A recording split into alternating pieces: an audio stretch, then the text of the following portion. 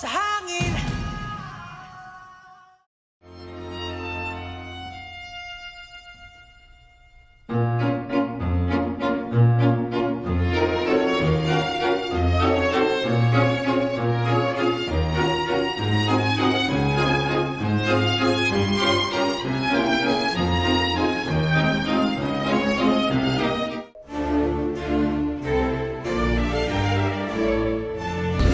Mga kasama, hindi tayo titigil.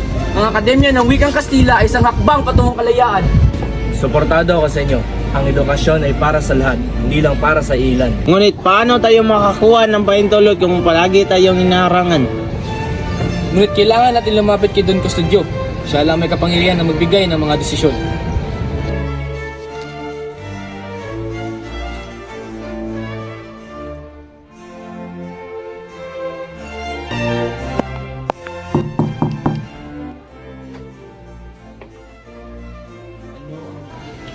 Bakit kayo nandito? Ginoo, hinihiling namin ng iyong pahintulot para sa Akademya ng Wikang Kastila para sa mga Pilipino. Ito ay makakatulong sa amin at sa lahat. At ano ang gagawin nyo sa Kastila? Hindi nyo naman ito kailangan. Mas mabuting manatili kayong magsasaka at alipin tagasunod. Ngunit Don Custodio, kung nais niyong umunlad ang kolonya, kailangan kayong magbigay ng edukasyon para sa mamayan. Ang desisyon ko, hindi! Wala nang usapan. Isigaw mo sa hangin, tumindig at magsilbing liwanag. Hanggang kailan tayo ganito? Hanggang kailan tayo magmamakaawa?